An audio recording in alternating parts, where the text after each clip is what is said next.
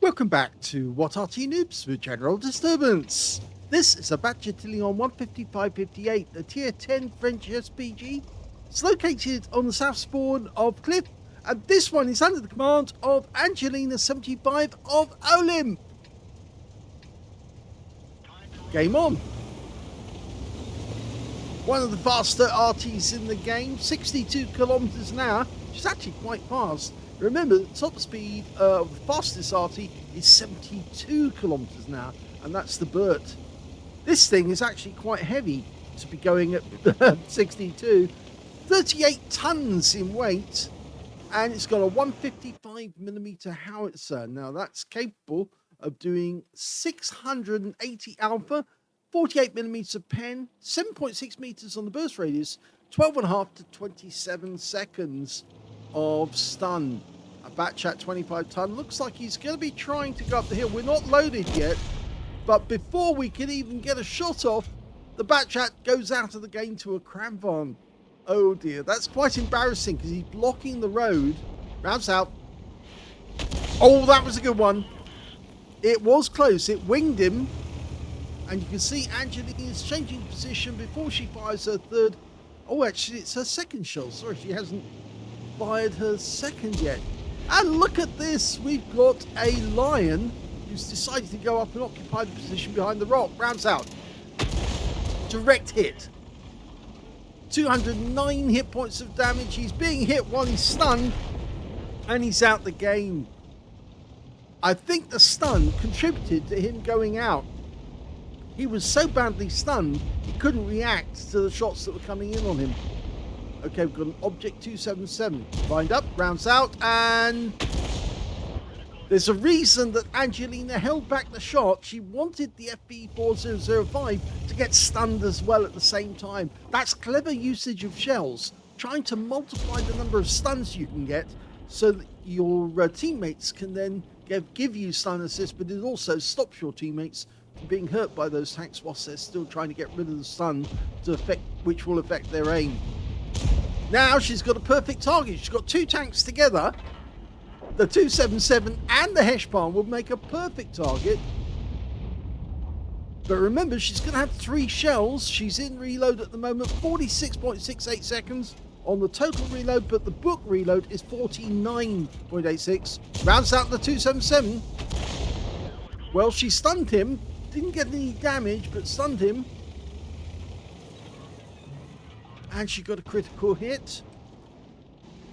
Well, we can't. The Centurion has decided to drive away, and now we've got an E900. Remember, the delay is about a few seconds. Well, she's got a critical hit on him. Third shell in the breach. Okay, now who's she going to hit? Probably going to be the E900 again. But before she can shoot, he goes down to our 705A. So instead, we're going to go for the other E900 who's stationary. And the shell goes long and explodes on the house behind him. So he only got a bit of stun there. Our guys have actually managed to get quite a long way round, but they've still got a lot to deal with. They've got a 121B, a gorilla, the lion. Oh, well, the lion's gone. The E900. And that Heshpan, who's obviously in there, but we can't see him. He's actually hiding. Now, that will be the best place to just keep pummeling those shells in. Put at least one shell in there every reload, and put the other ones, distribute the other ones to the other tanks that can actually harm them. Keep them under cover. That E-100's trying to tempt people to shoot. Rounds out. Went long again. That's not good. That's what Angelina's been saying, is that she's not been getting some great shots. And it's not down to her. She is dialed in on the target. Going for the 277 again. Rounds out. This time round she gets a hit for 197. She stunned both of them again though. And this time round she's going for the 277 again. Oh! She got a blind hit there. The 277, and then both of them got stunned. She's in full reload, so we can't fire another one in to keep them stunned. But it's definitely helping our teammates by putting those shells in, because that Heshbon is basically, well, he's not very effective whilst he's sitting there getting stunned all the time. And you can see the 277's getting mightily upset that he can't hide in that position whilst the Heshbon's there. In fact, the Heshbon's just taken 2 good shots. Unfortunately, we didn't get the stun assist off them. But we're loaded now, so rounds out. This will stun them both. It splashed the 277, but it stunned them. And we're picking up stun assist at last. Second shell goes in. Unfortunately, well, the 277's gone down. That's good news. And we've got a bit more stun assist. And the Heshbon is no more. In fact, there's only 3 enemy tanks remaining. There's a gorilla somewhere up here. And that 121. There's the gorilla. He's decided to depart. We fire the round in on the spot where he was. And stun him. And splash him for 25. The 121's gone. So it's just one Arty, who's obviously in that corner, and the gorilla. The gorilla's gone. And now it's just the enemy Bat Chat 155-58, who's somewhere in there.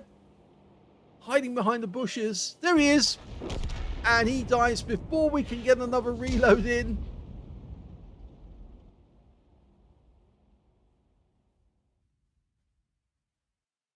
Here's the end of battle results, and that was the second class tanker for Angelina75 of OLIMP in the Bat Chat 155-58. She managed to get a bruiser medal for getting at least 5 critical hits, showing 4, but she must have had 5. And she also picked up a Confederate for hitting more of the enemy than anyone else in her team. In fact, she didn't get a single kill in the game, but of course every tank she struck contributed towards that medal. Her win rate wasn't very high because she wasn't doing a lot of actual damage. She was focusing on getting stun assist, and she got 1,022 on the win rate. Let's have a look at team score. Well, not the highest damage in the game. That went to the Cranvarn, who got 5,509 hit points, and he was the guy who killed the Bat Chat 25-ton right at the start of the game before he tried to go up the cliff road. 5,509 to him, 5,353 went to the Object 705, and the next highest damage was the AMX-50B on the enemy team with 4,056. Angelina only got 1,286, way down the table, but still better than most of the enemy team, not all of them. There were quite a few, but it's... well, it's reasonable because she was trying to get stunned. So some of the shells she fired in, she wasn't actually aiming at the tank. She was aiming at the wall to splash both of them at the same time. When it came to kills, the high scorer was the 705A, who got 4 kills, 3 kills to the Cranvarn, 2 kills to the Leopard 1 and the M48 pattern. And nobody on the enemy team managed to get more than 1 kill. In fact, only 3 players on the enemy team managed to get a kill at all in that game. So it was a very one-sided game, and that means Angelina was in a game with strong players, and that's why they were getting the damage and Angelina wasn't, but she did get stun assist. When it came to base XP, Angelina's a little way down the table again. She's actually in 6th place on base XP, and the high scorer was 705 with 1,152. 1,058 went to the Cranvarn, and then 807 went to the pattern, with Angelina getting 752 in 6th place.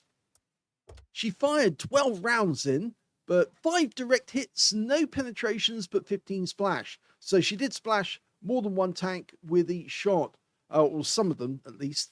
1,286 hit points of damage, all of it at more than 300 meters. Damaged 6 of the enemy, didn't get any kills. There's the Confederate.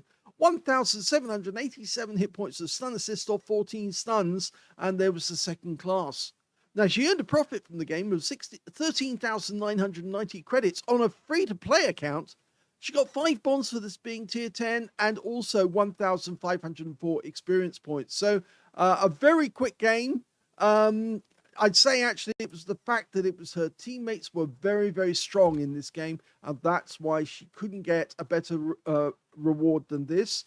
If we look at the previous score, the previous game that we actually featured, yep, that was a first class and a bruiser, which means that this is still the lead replay that is leading the competition, because even though she managed to get a medal in the next game, the fact that it was only a second class mastery, and in the previous one it was a first class mastery, so this one counts as higher than the previous one or the subsequent one, and means this is the lead that Talons now has to beat. So I wouldn't be surprised if he comes in with a first class and a medal, probably a Confederate, in which case then Angelina's going to have to pull all the stops out to try and get an ace tanker, or it'll be Talon who'll be doing that instead. But it's looking hopeful for this weekend for Angelina to take the prize. So we'll just have to see what comes in during the rest of the week. If you enjoyed that replay, please give this video a like, do subscribe to our channel, leave a little comment down below because it feeds the algorithm, and thank you for watching.